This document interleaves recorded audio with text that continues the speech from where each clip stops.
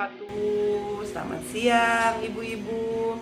Perkenalkan, nama saya Nur Nurtridah SKM. Saya pendamping PKH Kecamatan Cilebar, Kabupaten Karawang. Pada kesempatan ini sedang mengikuti daring mengenai penanganan dan pencegahan stunting. Kebetulan saya berada pada angkatan 83 dengan nomor urut 14. Pada kesempatan kali ini, saya akan mempraktekkan simulasi modul 4, sesi 5, langkah 1, yaitu mengenai kesejahteraan kepada bayi baru lahir dan ibu menyusui. Untuk itu, mari kita lihat praktek simulasinya. Terima kasih. Apa kabar ibu-ibu semuanya? Halo. Kalau halo jawabnya hai gitu ya. Halo. Hai. Hai gitu ya. Apa kabar semuanya? Ibu, pada kesempatan ini ya kita akan belajar mengenai stunting ya Bu ya. Ibu-ibu, stunting yaitu kebetulan kita sekarang belajar meningkat ke modul 4 langkah 1, yaitu mengenai kesejahteraan bayi baru lahir dan ibu menyusui ya. Jadi di sini kita akan mencoba belajar mengenai bagaimana mencegah stunting dan mendukung pemenuhan kesejahteraan ibu bayi lahir, bayi ibu menyusui dan bayi baru lahir. Baiklah, di sini kan ada 4 orang nih Bu ya. Nanti akan saya bagi menjadi 2 kelompok ya. Ini ada Bi Eli, Bi Ranem, ini kelompok 1. Kemudian Bi Komaria sama Bi Atika sama Bi Eha kelompok 2 ya. Di sini nanti Ibu akan mencoba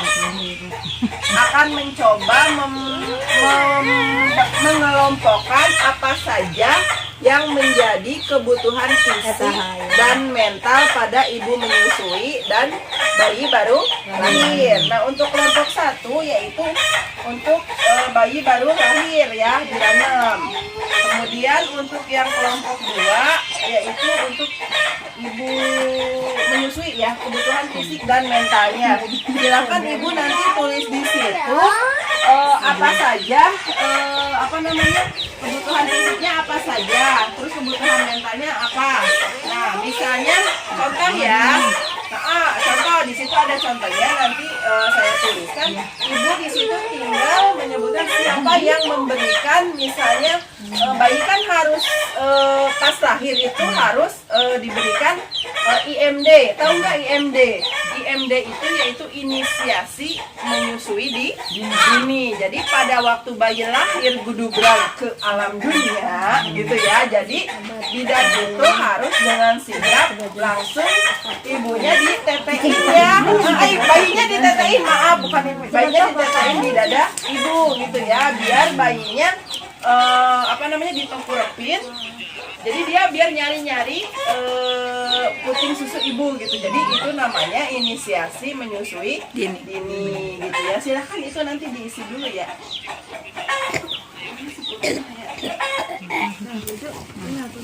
Silahkan diisi ya Bu.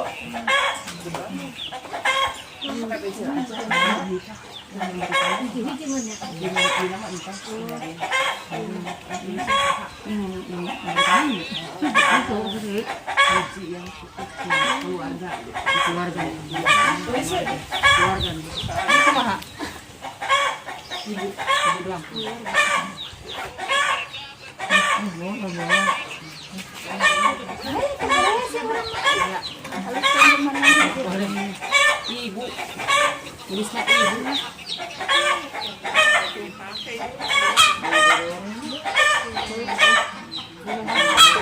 Yang satu lagi Bu, yang bawahnya. Iya. Memberikan kasih sayang. Siapa yang memberikan kasih sayang Pada bayi keluarga. Iya. Silakan ditulis di situ.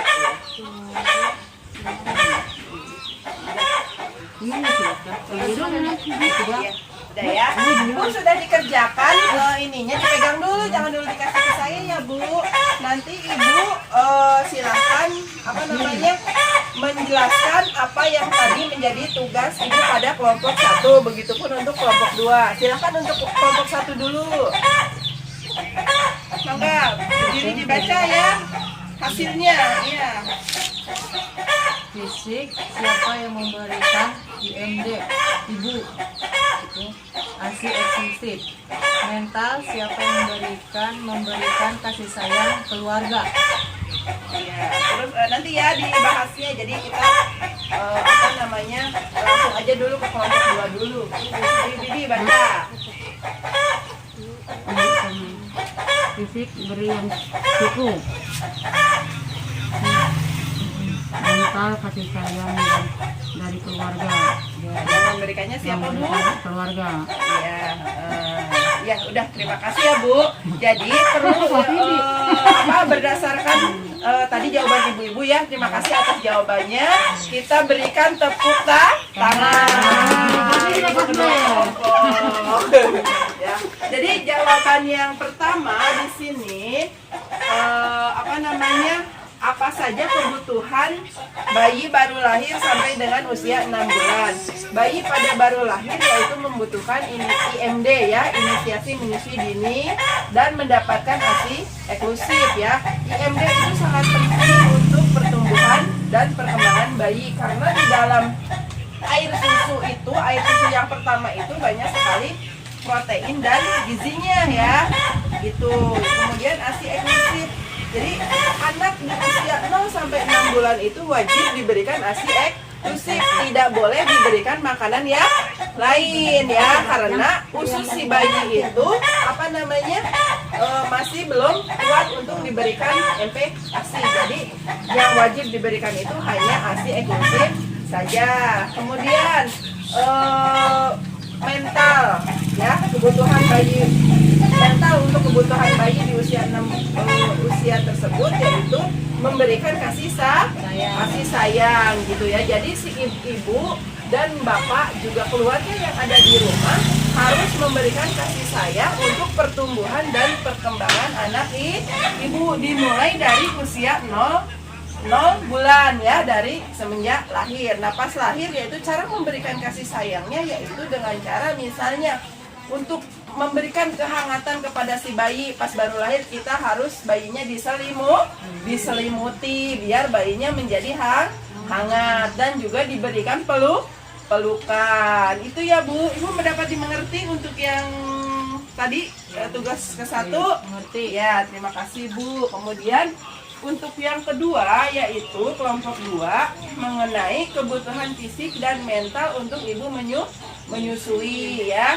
Jadi untuk menghasilkan ASI yang banyak, yang sehat, kebutuhan fisiknya yaitu ibu harus makan yang banyak, cukup gizinya ya, untuk menghasilkan ASI yang banyak pula gitu. Jadi ASInya biar banyak dan biar tidak usah digunakan formula ya. Jadi anak itu harus pada usia 0 sampai 6 bulan itu wajib diberikan ASI saja.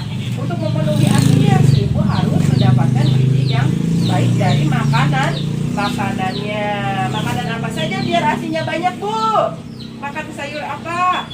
Sayuran. Ya, sayurannya nggak harus beli ya sayurnya. Ada katuk, ada misalnya nanam pohon paya, disayur sama pepaya gitu ya. Terus untuk kebutuhan mental ibu menyusuinya apa, Bu? Gitu, harus mendapatkan dukungan dari keluarga ya, harus ada kasih sayang dari suami dan keluarga, karena itu kalau tanpa ada rasa kasih sayang, tanpa ada dukungan, misalnya kalau ada dukungan mah kan ibunya lagi sibuk nih di belakang, anaknya nangis, secara otomatis pekerjaan di rumah karena ibu harus menyusui digantikan oleh ayahnya, oleh suami ibu begitu ya. Jadi intinya untuk memenuhi kebutuhan fisik dan mental baik bayi baru lahir ataupun ibu menyusui itu harus mendapatkan dukungan dari semua keluarga gitu ya. Jadi perlu diketahui bahwa